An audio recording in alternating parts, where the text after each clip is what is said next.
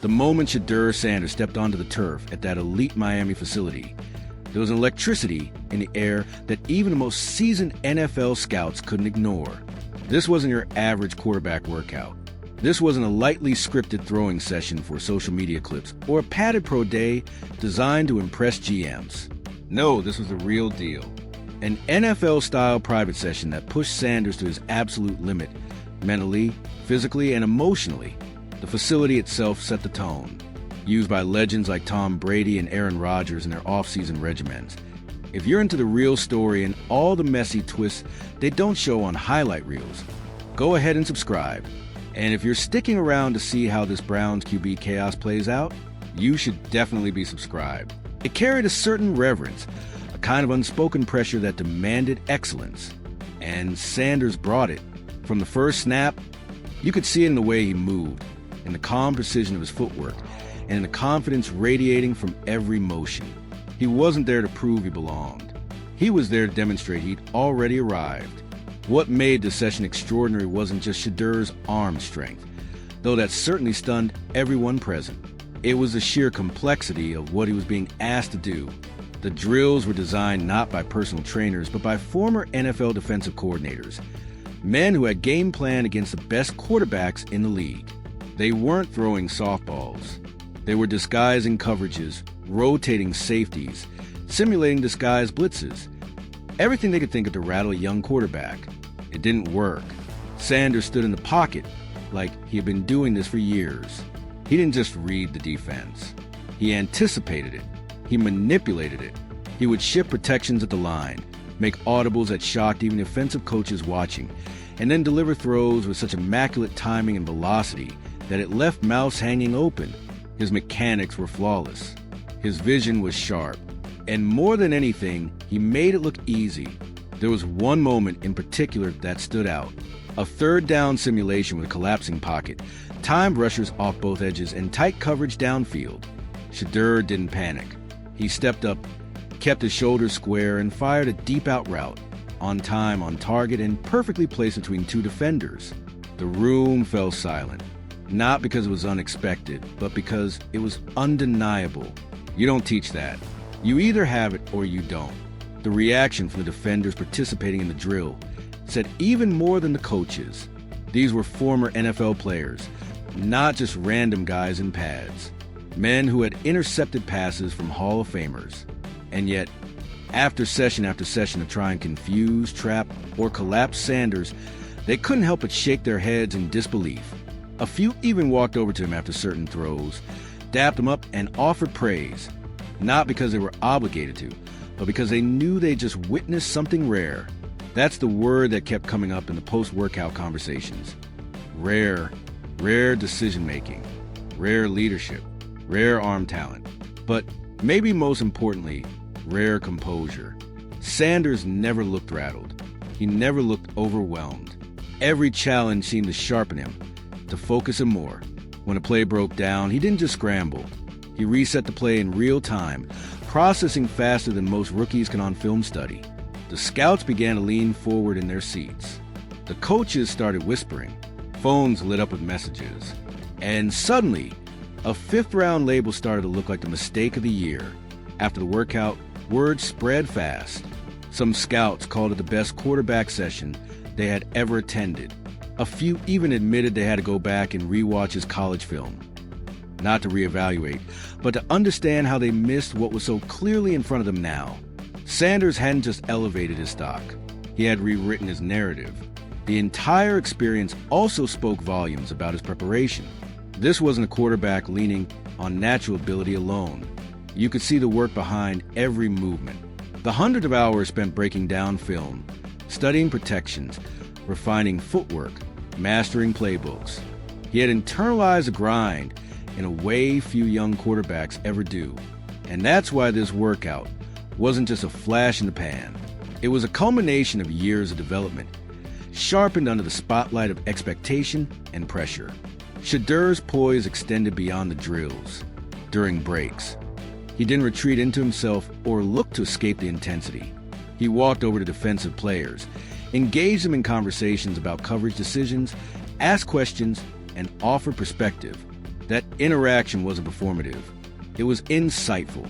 It showed he was still learning, still humble, still focused on being the best student of the game in the room. That kind of curiosity isn't just refreshing, it's dangerous. Because when elite talent meets a relentless desire to improve, the ceiling disappears. And yet, despite the dazzling performance, the workout also raised a question that always haunts players who dominate in controlled settings. Will it translate? Can Shedeur take this perfection and precision into live NFL games? When the defenders aren't pulling up and hits are real and the stadium is roaring with 80,000 people begging for your collapse? That's the challenge every quarterback must face. But if anything, this workout suggests he's more ready for it than anyone gave him credit for. He didn't just show physical tools. He showed leadership. He showed accountability. He showed maturity. Teams are already scrambling. The Giants, the Raiders, and even a few playoff contenders reportedly sent follow-up requests to his camp for private meetings or second-look evaluations. You could feel the urgency, the sense of regret from franchises that didn't take him more seriously before. And for good reason. Quarterbacks like this don't come around often. When they do, you can't afford to blink. The fact that Shedeur is the son of Deion Sanders only adds another layer to the story. There's an assumption with legacy players that they ride reputation more than results. But anyone who watched that workout knows that couldn't be further from the truth. Deion might have opened doors, but Shedeur walked through them with a command that only true quarterbacks possess. His preparation, his attention to detail, his mental approach, those things don't come from privilege. They come from sacrifice. There's also a deeper narrative beginning to take shape here. This isn't just about one player. It's about how NFL teams evaluate talent, about how certain schools, certain systems, and certain media perceptions can blind decision makers. Sanders is the kind of player who challenges the formula.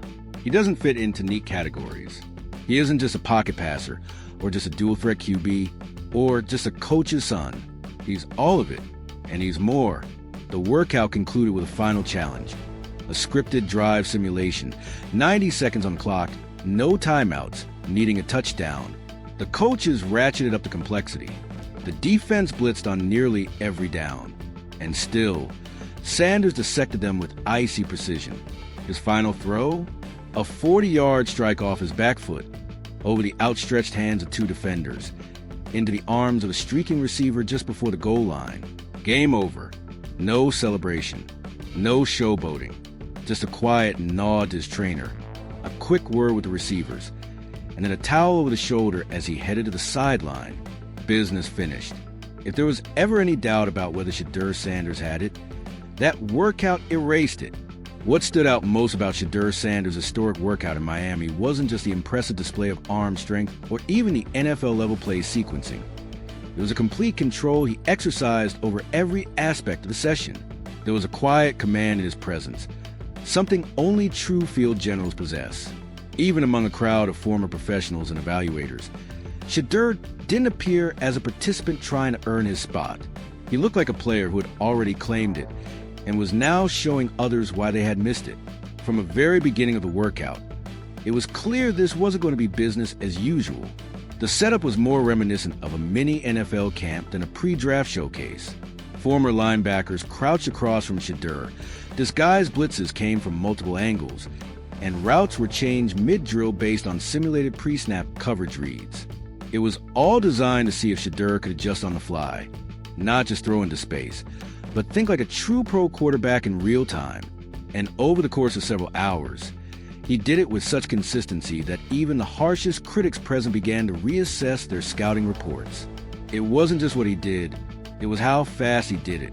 The tempo of the workout was deliberately sped up to mimic the quick turnarounds of NFL drives, where quarterbacks have to reset mentally and physically in seconds. Coaches watching the drills noted his sharp dropbacks, how fluidly he adjusted to pressure, and his ability to shift the pocket subtly to buy extra time while keeping his eyes downfield. These weren't raw traits. They were polished, practiced, mature. One of the moments that truly turned heads came during a simulated 3rd and 12 scenario. The defense, comprised of ex-pros who had seen every trick in the book, showed blitz then dropped back into a deceptive Tampa 2 look. Most college quarterbacks would have either taken a sack or forced a check down. But Sanders saw it instantly, recognized the opening in the seam behind the linebackers, and delivered a strike before the safety could even react.